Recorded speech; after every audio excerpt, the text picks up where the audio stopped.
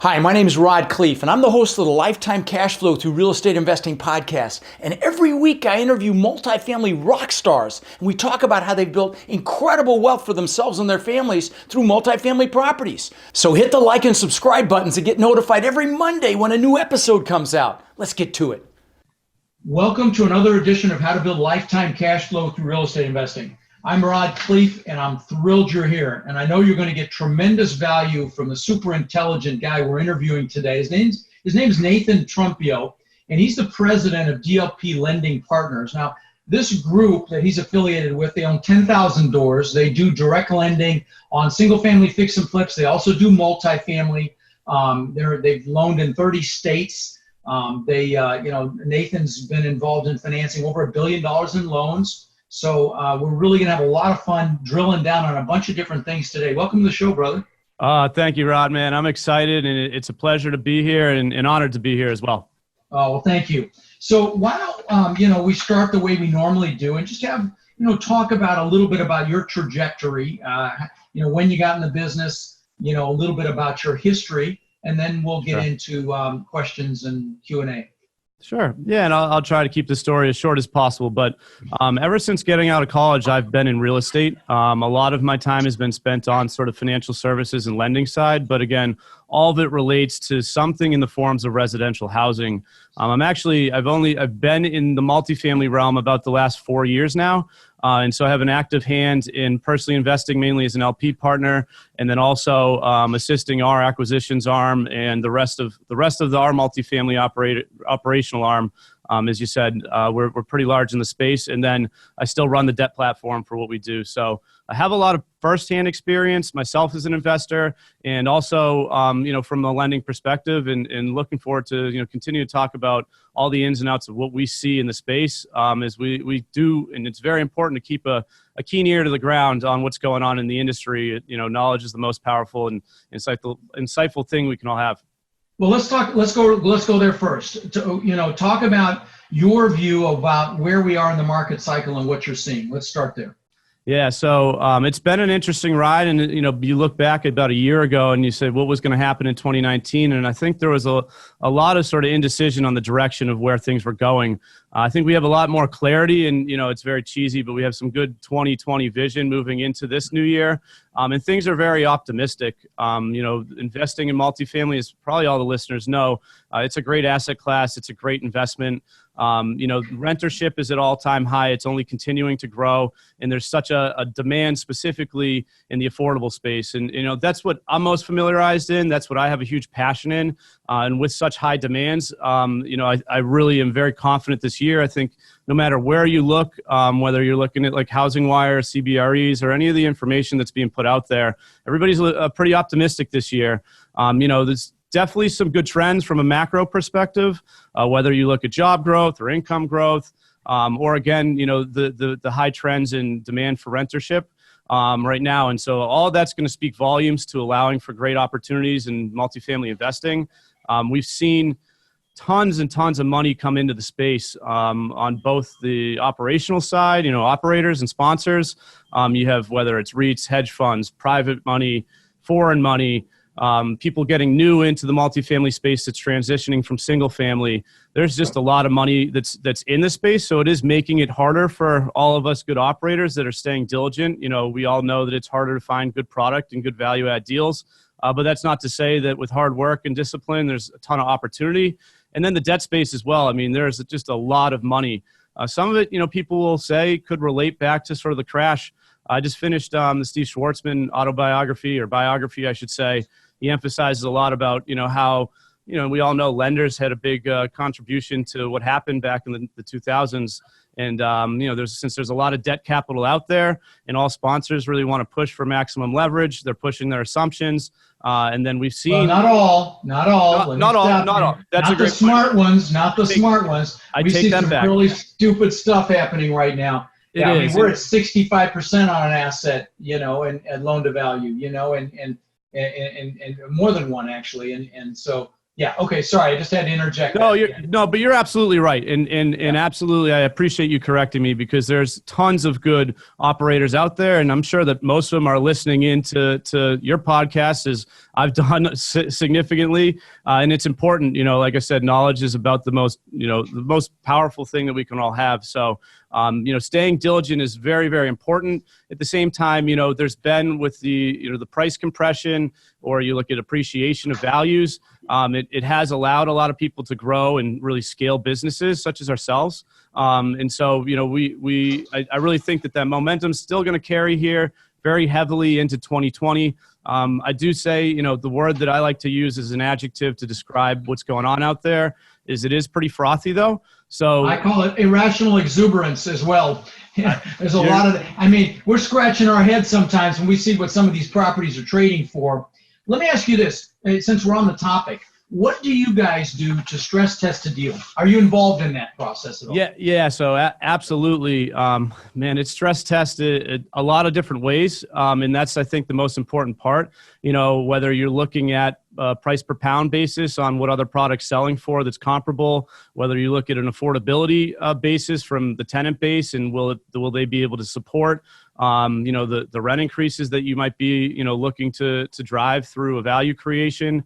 It's a lot of stress testing. There's a lot of ability to make deals look good from just doing a cap rate play as well. Right. Right. And that's a tough one. As I know you preach, it's uber important right now to be very disciplined and diligent about your analysis. And I think it's also very important to make sure that you don't assume that things are going to continue on the pace that they have. And so when you're disciplined in that, and you're not, always compressing down what you think the cap rate's going to be, and you're going to be able to sell at a more opportune time than where we are now, and you stay disciplined in all of that, and all of your stress testing. There's still a lot of good deals out there, but unfortunately, you hear a lot of different numbers, like the 80 to 1. You got to go through 80 deals to find the one. Oh, we're going through 200 to get to one. But I will say this to you, we've got 500 doors under contract right now in 3 states, and they're all screaming deals, but we kissed a lot of frogs to find them. Now, on our end, when we stress test, I'll just give you a couple of high-level things. One, if day one we can't cash flow at 25% vacant, we don't do the deal. And then after we've refinanced and we target out our pro forma at 5 years, if we can't cash flow at 35% vacant in 5 years, we don't do the deal. That's after a refi. So, and then obviously the other thing that we're doing, when you're as large as you guys are, this may not be quite as important, but we do a lot of operating reserves as well. We've got an asset in Louisiana. We have $1 million sitting in the bank. We've got another one in Dallas, $500,000, just sitting there. It's just a just in case fund, and of course that impacts returns, but sure. I can sleep at night. Right. It's important. It's very important. Again, being conservative in every way that you not only look at deals, but operate deals, it's imperative. From a return matrices perspective, we're always looking, especially when you look at true, like, heavy value add deals, cap rate's almost irrelevant. Sometimes you're buying negative cap rate, 2 cap rates, just because in place, financials are so low. But what we're always trying to sort of pencil out too with, again, all conservative analysis is 10% cash on cash by year 2, and an 8.5% cap rate on cost at year 2 as well. So, those are good numbers. Yeah, they are. It's hard to find them. You're right. Yeah, we have to annualize at 10% cash on cash. It doesn't have to happen by year 2, but it has to annualize that way over a 5-year period. Makes sense. Yeah, it makes sense. And again, it's all about, like you would say, right? I've never seen a pro forma that didn't look good. I've never seen an OM that didn't spit out a pro forma that didn't look good either. There's so many ways to manipulate it. And I know, again, that's why I think there's so much synergies. And hopefully one of the reasons why you brought me on here is that the discipline and diligence that needs to continue to go into analyzing deals is only going to, make the cream of the cream rise to the top. You know what I mean? And there's going to, there are players out there right now. I was just talking about this on another podcast that I was just interviewed on. And there are players out there that are doing, I just did this on my Facebook Live post, that are doing yield plays. They're not doing value add, and they're putting these pie in the sky pro formas together based on, continual increase in rents. And if there's a blip, which is likely at some point here, those returns are going to be non-existent. And it's just, really. So guys, if you're interested in investing as a passive investor, for God's sakes, educate yourself. Come to one of my boot camps. Also, we've got some screaming deals. If you're accredited, text the word partner to 41411, and we'd love to talk to you if you're accredited only. But let me ask you another question. Nathan, I ask sometimes, is there a dark time in your journey that you'd be willing to share? Everybody thinks of this journey to success as easy. But, can you talk about a time you got your nose bloodied or your butt kicked, Yeah, I mean, like there's certainly a lot. Okay, I think, well, thank you for that honesty, because people think it's all easy street, but we're going to have problems. We want higher quality problems, right? So you got any examples of maybe what you learned in your lessons? The most relevant one, that comes to mind was, about 2 years ago, we went through rampant growth. I mean, we bought 4,000 doors in a year, and we hit I didn't even go through all the return matrices that we look for when analyzing a deal, but all of our deals penciled out to all of that, and just biting off more than we could chew. So, I mean, I could get into the details of, a deal or two, but it was sort of doing that with too many deals at the same time, trying to find true value add deals that have that hit those return matrices. It's some heavy lifting, whether that's from a management perspective or a CapEx perspective, and then just not having enough senior management to continue to oversee it all and make sure that it's diligently following the business plan, because time is certainly money, was really, sort of where we ended up being. Now you look back 6 months behind on our business plan and pro forma. Luckily we have a lot of arms that we're vertically integrated with to drive in, fee revenue to help support that. But I mean, it wasn't easy. And then, the other is, expecting to get in there and do $1 million in CapEx, and that turns into $2 million just because of, the nuances of the electrical panels that we needed to put in. The plumbing was broke. I mean, it was a lot. The other is we bought, if you're familiar, a lot of Cardinal product. So I think at our peak, we owned 12 to 1,400 Cardinal units, and some really great ones, and then some really tough ones. I mean, the Cardinal product's tough. It's more like modular, manufactured in the 80s with a life expectancy of 40 or so years, and taking on a lot of that is probably where we got our nose a little bit bloody, because it's hard to get financing on that product, and then there's just a lot of issues, whether it's just that they were all done with really old plumbing and piping. Everything had, there's a lot of mold because of how that was done, as well as the walls. It's they weren't all pretty. Yeah, man. Wow. A lot of bumps. Wow. Yeah, that's painful to hear you even articulate, because I've been there. Not on a huge scale, but I've been. Yeah, I built some modular stuff, and I built five units, and the floors were spongy, and I'm like, you know what, I'm not doing this, and I scrapped it. Now I regret it, because it's gotten so much better. But no, thank you for sharing that. So one last one real quick is, I think this is a good lesson is, I mean, countless deals in the last 2 years just in staying disciplined that, look, when you put in bids on properties, how important it is to structure the terms, right? And so, we'll put out, I mean, nowadays it's a couple $100,000 hard, but some of those checks were the biggest ones that, we had to fold, Yeah, you have to back out. Diligence, and it's those are the tough ones to swallow. But, I always say in anything, the best deal, a lot of times the best deal you do is the deal you didn't do. When you walk away from, Yeah. No, same here. Yeah. Love it. So let's talk about, let's dig into, first of all, how big's your acquisition team? I'm just curious how many team members you've got and what roles you have. You want to speak to that a little bit? Sure. Yeah. So we have 2 director of investments, and I think from counting 6 acquisitions analysts. But they work like they're 12 analysts because of the amount of hours that they put in. So it's actually a pretty small and mighty team. I mean, we look at anywhere from 300 to 400 deals a month. A lot of those are quick sort of swipe them out, on the desk, off the desk. And then we put about 80 through to like firm underwriting that our analyst group sort of splits up. They all take ownership in their own pipelines. And then we end up writing, you call it 6 to 8 LOIs. And at the end of the day, when, as you get through best and finals and stuff like that, it's ideally 1 a month, but lately, it hasn't been so much. The last 2 years in a row, we've had our biggest acquisition months in the month of December. So we just came off 1,200 units that we acquired. We had one slip into this year. That's 250 units. So that's a little bit about our small but mighty team, considering the amount of deals that we're buying. Yeah, no, that's a great framework, though. The way that you have the top of the funnel and you whittle it down to those 80, and then whittle it down to would you say about a half a dozen LOIs, and then you whittle it down to a deal, and that's just how it works. And that's the same thing in most sales environments. You've got this top funnel, and you whittle. I love it. Mm-hmm. The rest of our acquisition team is also our senior leaders in property management, and our regional leaders, and our heads of redevelopment, because they're a heavy part of going to the on-sites and doing the walkthroughs and things like that.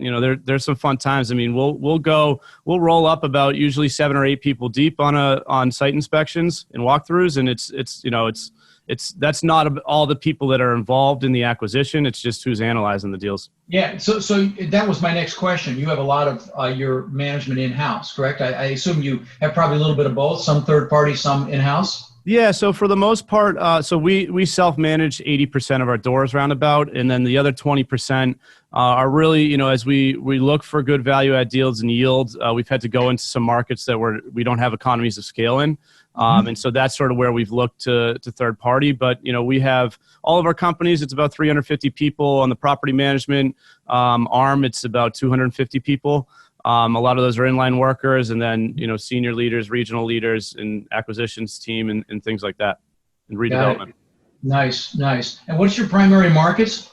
Yeah, so we're big believers in the Southeast and the Deep South. There's some really good trends, and certainly, a lot of people are investing in the South, but we own about 3,000 doors in Georgia, about 1,000 to 2,000 in Florida, and then a lot in the Carolinas, North and South. And you look at all the drivers, whether it's population growth, and migration, income growth, job growth in the Southeast. I mean, it's certainly a great place to be, but at the same time, that's all public information that most other real estate investors are also investing in. I shouldn't say most, but a lot of people on the eastern half of the U.S. are focusing in on that Southeast, and so it's hard to find good deals. Our market, yeah, no, I hear you. I mean, we've got stuff up in Ohio and whatnot, but our target is Southeast. We just got an asset in Atlanta and one here in my backyard, another one in my backyard. But that's two of the three.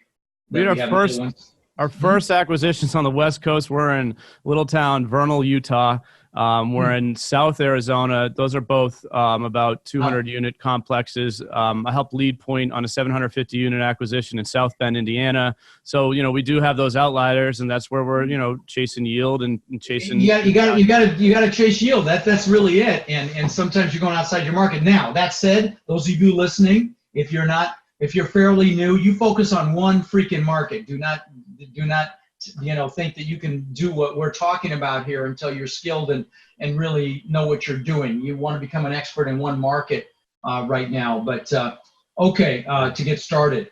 Now, let me ask you this. In fact, in that vein, what advice would you give a young, wet behind the ears, maybe not young, but brand new investor in this space, hasn't taken action yet?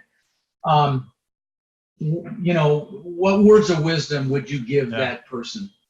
Yeah. So, first off, you can't make decisions with your heart or emotions. It has to be with your mind. And especially as you're starting off, there's a ton of emotion and emotional excitement about getting in the game. Usually it's not always feasible, but, surround yourself with people that are experienced, such as Rod, as you do a great job with your whole community and driving that. Surround yourself with tons of knowledge and education. And then, don't bite off more than you can chew. Whether you're an active investor in single family space or, you just have a well-paying W-2 job and you're looking to get in the game. A lot of times I always advise, best way to get in is in an LP position where you're, just contributing some money, and then you're able to really see behind the scenes and under the hood, from, a GP or an operator or a sponsor, who knows what they're doing, and you can learn all the tricks and the trades and, see from their perspective the difficulties and the challenges, because even if you're a heavy single family investor, it's multifamily, it's a different asset class for sure. And you can look at a number of different realms, whether it's construction management, property management, acquisitions, dispositions, asset management. I mean, they all are similar, but very different at the same time. So don't bite off more than you can chew. Surround yourself with good people, crawl before you walk, before you run. Get in an LP position is usually the advice that I'll give. But for those that are really hungry, it's, again, just know as much as you can, be a sponge always, and make disciplined and diligent decisions. A deal might look good on paper and on pro forma, but man, the importance of the site visit and knowing what you're doing on your site visits and your walkthroughs of units and secret shopping your subject property, secret shopping your competitors. You can't make your decision behind your desk and then be ready to say, okay, now I'm ready to go to close. There's a huge part that's often overlooked as you look to get in the game, where you have to be boots on the ground and really understand the whole gravity of the market, of the now, sub-market. You've said a lot. I want to stop you for 1 second, okay? Sure. Just because I want to hone in on a couple things you said. Forgive me for interrupting. Number one, what you said about getting started as an LP is really sage advice, and a lot of people start passively, and that's why in our ecosystem with our investors, I spend a lot of time on that educational component, and showing the behind the scenes stuff. And a lot of the good operators will do that. Regular updates. Here's what we're doing. Here's why we're doing it. Here's what's going on. And then what was the thing you were just talking about? Darn it, I had a thought about that. I wanted to interject. Darn it, I lost it. I just turned 60 2 days ago, and it's hell getting old. Well, look at you, man. You don't look it. That's for darn sure. Thank you. Yeah, well, Is it starting smaller? Starting smaller. A lot of people start smaller. That's for sure. And some people will go big right away. But most people, it's a progression, and there's nothing wrong with that. Start with a duplex, go to a 10 unit, go to a 50 unit, go to a 100 unit. But it is a great way to start. And look, there's no measuring stick, right? I mean, who cares how many units you own? And that's what, unfortunately, you see a lot of people that are bragging about unit size. And there's a lot to say about the larger, bigger properties. They're significantly more competitive. So it's significantly harder to find good deals, that are 200 plus. And personally, I love the 20 to 80 unit space personally. Is because most of the bigger buyers, where a lot of the money is looking to invest into, their buy boxes are usually 200 units plus, or the people who have built up portfolios are minimum 100 units plus. And there's a ton of opportunity for really, really good deals that are 20 to 80 units. And they still bring the great value of economies of scale. They can still allow you the sort of the mailbox money mentality. And again, it's a little easier to find that price. It's really not easy anywhere out there right now. Right. But there's significant value. Well, there's less competition in that size range. Yep. Now, one other thing that I'll mention, and that is, when you're first getting started, the best thing you can do is partner or align with someone that's got some doors already. That's how you get taken serious by the brokers, when you can say, we own 300 doors, because you guys know this is a team sport. Since we're on the topic of partnerships, let me just say something really important. First of all, they're easy to get into, like a marriage, but they're very, very hard to get out of. So it's critical that you ask the hard questions up front, that you ask the difficult questions. And I've got an incredible list of questions that you would want to ask if you're even considering getting into a partnership. And it's free. It's a free download. Just text the word partnership to 41411 and get that list of partnership questions, just because it's so important. This business is a team sport. So there's lots of partnerships happening. And if you're just getting started, you're likely going to start in a partnership so you can use someone else's balance sheet to get rolling. So get that list of questions from me so that you don't make any mistakes. The other thing I want to say to this is trust your gut. Anytime I've ignored my gut, trust your intuition when you're getting into a partnership. Anytime I've ignored that, I've regretted it. If your stomach doesn't feel good about this person you're communicating with, just go on to the next one. Trust it. Okay? So anyway, to get that list of questions, text partnership to 41411, and that'll really help you in this piece. Okay, so let me ask you this, Nathan. What would you say is the most challenging part of your role right now? What do you find the most challenging?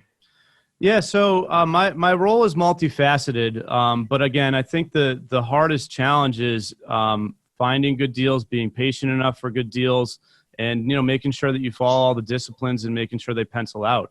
The acquisitions right now is the hardest, but when as we've gotten to the scale that we are too, asset management's gotten continuously harder to do, especially when you're looking at a lot of value add deals and a lot of heavy lift value add deals. So making sure that everything's following the business plan, that your acquisitions arm is handing off the business plan smoothly to the asset management arm, is going to really run with that strategy.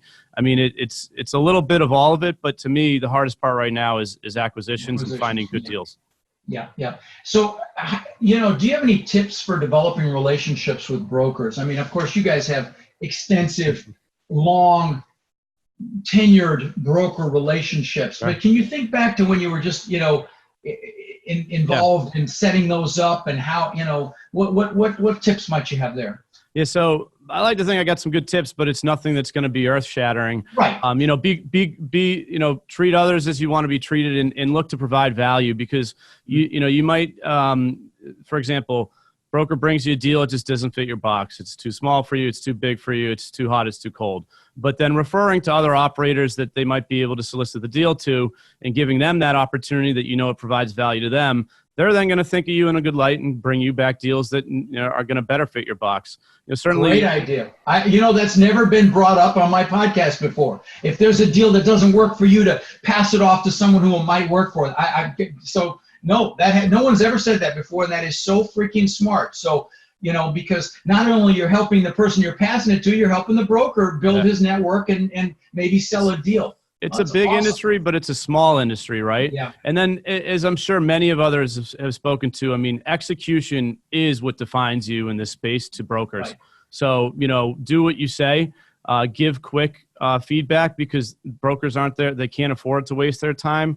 And, if you say you're going to get back to them by tomorrow with analysis on a deal, make sure you can deliver on that.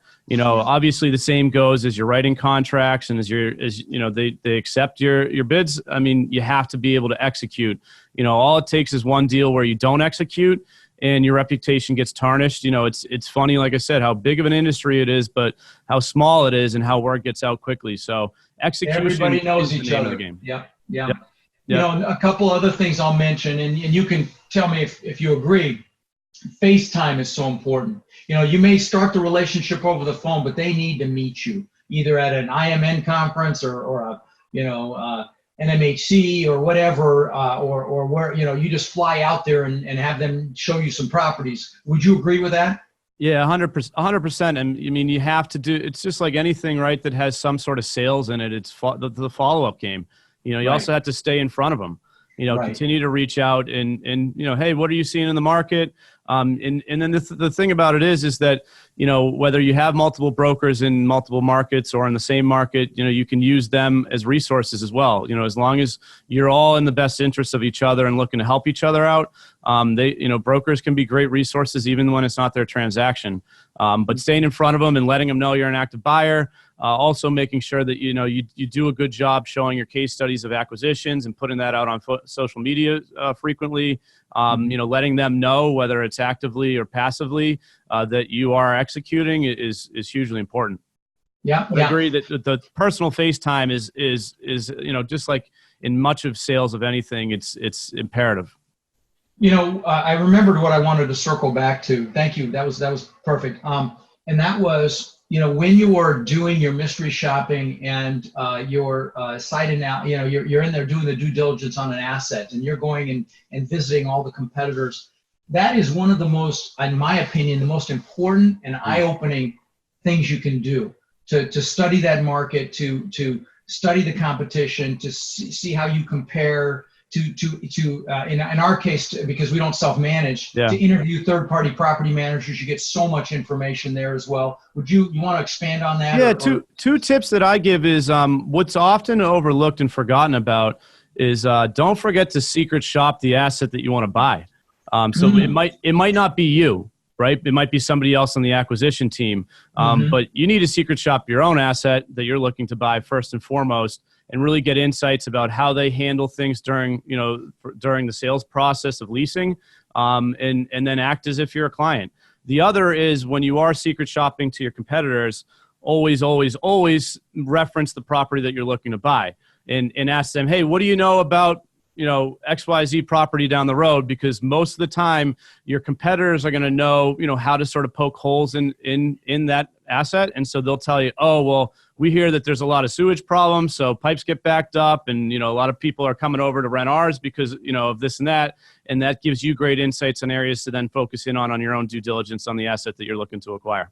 Freaking brilliant. And that has never come up before either. That is so smart. That's so smart. And like you just said, they're going to want to trash it. So you're going to hear all the dirt that you need to hear about that asset. Oh, that is brilliant. And you got me on that one. I hadn't even thought of doing that. You think about it like you're always trying to, like if you're doing a site visit and you're with the staff of the asset you're looking to buy, I mean, they know what's going on. Even if you're just the bank coming in for an appraisal or a cash flow analysis or site visits, they know they're only going to talk positive. So you're not going to get all of the meaty, juicy, hairy stuff out of the people that work at the asset you're looking to buy. They're going to hype it up. And, the other thing on site visits that I'd always say is we make sure that we always find a way to get away from the staff to talk to some of the residents. Talk to residents. Yeah, for sure. Yep. In fact, we bought an asset in Louisiana that talked to a resident, found out all these things that we hadn't heard about, serious things, and we're going to back out of the deal, but we got $1 million haircut, on the deal because of that conversation. Wow. Saved $1 million on it. Well, we were going to back out, but actually we would not have backed out if we had not gotten that information. So we saved $1 million by having a resident conversation. That's how big a deal it is, guys. So how about some conversation about property management? Let's play around with that a little bit. Sure. You guys do that in a big way. So what are some tips that you might share? Yeah. So a couple of things here. What I would emphasize is client or resident experience is everything. Mm-hmm. And so how can you go above and beyond providing good service, right? That's sort of an obvious one. But the other thing is that, when we see and look at a lot of, B and C class value add deals, you see a lot of times business plans that, really just want to overall improve the asset itself. And more importantly, people that are living in affordable B and C class housing, they want, a couple of things. Obviously, they want something that's an affordable product. They want something that's safe and secure, and they want good service. A lot of B and C class assets, they know the bells and whistles will only help you, but at times it doesn't really provide that much additional, value to the asset and to the residents, which are of most importance. Just the service does. So a couple of things that we are doing and also implementing is related to one, the move-in experience. I heard a crazy stat the other day. It's over 60% of tenants that have a negative move-in experience do not renew their leases.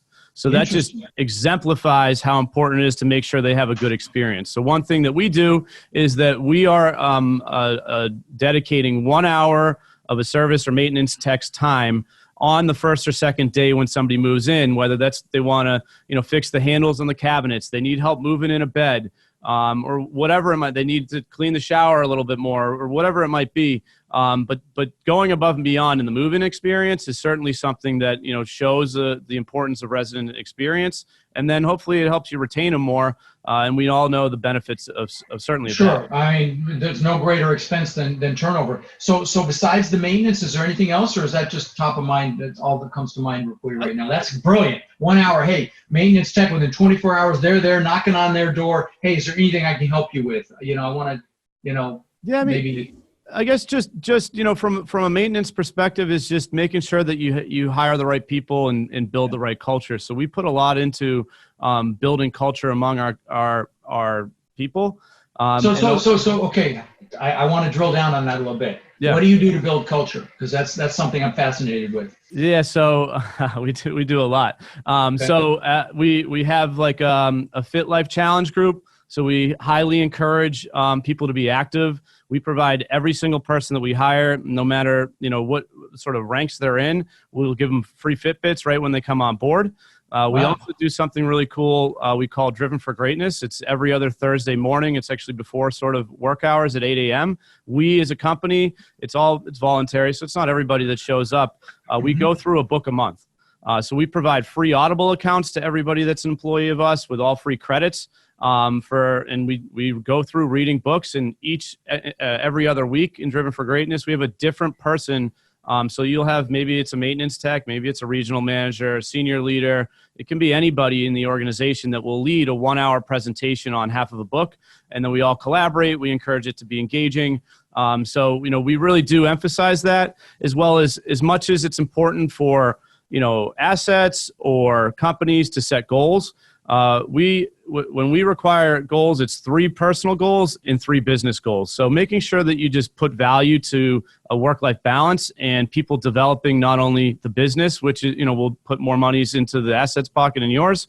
It's helping them develop. And so, just providing initiatives, providing, training. We'll do training once every Thursday morning for everybody on some realm of something self-development, whether it's sort of like time hacking, or being more efficient. We put a lot into our training and into just different, overall programs for recreational purposes and self-development purposes. That's freaking awesome. Everything you just said is absolutely awesome. I'm really impressed. We are in the process of appointing our chief CFO, our chief fund officer right now for our culture. But I love the positive stuff you're doing. The goals, when you're asking your team what their personal goals are, it's so freaking powerful. And because they don't get asked that by anyone else. Yeah. I mean, and that's so powerful. And yeah, we used to do the same thing where we'd get a book and a different team leader would do a chapter of a book that we were really proud of, that we wanted everyone to be trained on. But I love the Fitbits and I love the free Audible. That's just brilliant. I mean, truly brilliant. Yeah, it really embraces a great culture. And then just to embody it all, I mean, sure, we have a lot of scale with having 350 total people amongst all the vertical arms of our company, but we also have a C-level called Chief Experience Officer. So he's focused on CX and EX, client experience and employee experience. And that's his sole job, is running all of these initiatives. Actually, a week from today, we're doing what we call Vision Day. So we lay out what we call our compass. We lay out our 1-year goal, 3-year goal, 5-year goal, our strengths, our weaknesses, our big moves, our 10X opportunities. We re-go over our mission statement, our purpose statement, our core values. We really just lay out the direction for the next year for everybody. And we, as much as we talk about the great things that we're doing, we very much acknowledge, where we fall short. Right now, technology is a big one that we need to improve on significantly. And so we don't have a problem saying that to our people, because we really embrace good culture and good people understand there's going to be issues that are going to have to be overcome, especially as you rapidly scale a business. Yeah, transparency is so huge in a culture. We having fun and doing things together. So really appreciate that all really good stuff. And yeah, we've just embraced that whole EOS system. I don't know. Same. It sounds like, yeah. We've implemented EOS, and we've actually tweaked it to EES, so Elite Execution System, because it's just sort of like anything that's to help build a company or a culture. There's a lot of out-of-the-box stuff that certainly helps, and the principles are great, but you got to make it your own, because if you're putting initiatives in place that you don't have passion or belief behind, then if your people see that, then they're not going to believe if they see that you don't believe. So we really tweaked a couple things, but at the core of it, it's definitely based off of the EOS principles. Yeah. No, that's been real powerful for us. What would you say is the best advice you've ever received? And I'll leave you to answer that in any genre.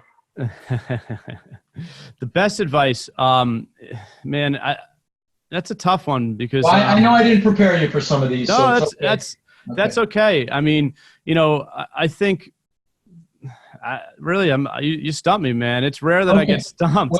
We'll pass on that one, but let me ask you this one: if you could go back in time, knowing what you know now, what would you tell your 20-year-old self about this or anything? Yeah, man, that's a great question. So if I were to go back, I take a lot of pride in my work ethic and just running through walls to get stuff done and persevering through difficulty. And so I think if I were to go back to my 20-year-old self, it would say, actually think bigger, set bigger aspirations and bigger goals, because I spent a lot of time really running through walls to things that were mediocre accomplishments. And sure, in other people's eyes, they might have been great accomplishments. But if I would only set the bar that much higher, I know I would have achieved that much more. And certainly that's sort of higher level and grandiose at its core. But at the same time, we take a lot of pride, and I take a lot of pride in what I've accomplished. But I just know that if I would have set that bar even higher than I already did, then I would have been looking back at even more and bigger accomplishments. Yeah, I love it. I love it. So guys, Nathan and I actually met at another mastermind that we both belong to. And that's how we met. And, I'm always pushing masterminds. I've got our mastermind, with about $6 billion in assets in it, the Multifamily Boardroom. So, if you're not ready for that yet, which many of you aren't, make sure you create your own. Get around and pull some people together and go to give, not just to get. And it's just incredible what comes out of that sort of an environment. So make sure that you're, that you're surrounding yourself with people that, that are going to hold you to a higher standard, that are going to hold you accountable, that many of which might think what you think is hard is easy. And that's how you really propel yourself. Would you agree with that, Nathan? Yeah, absolutely. I mean, couldn't agree more. I mean, there's not anybody, and that's what's so exciting about real estate in general, not to mention multifamily, is that you never know everything. And Right. Things are evolving at such a fast pace that you're never going to be able to stay ahead of the curve. But the more good people that you surround yourself with, the more that you will set yourself apart and be able to learn from others' challenges and not have to experience it yourself firsthand. And then, I heard it recently from Brian Tracy, but it's been through a number of different self-developmental, sort of preachings, is CANI. Continuous and never-ending improvement. And That's actually Tony Robbins, CANI. He calls it CANI. Yeah. And I heard it in a Brian Tracy book, who's a little bit older than Tony, right? So. Yeah.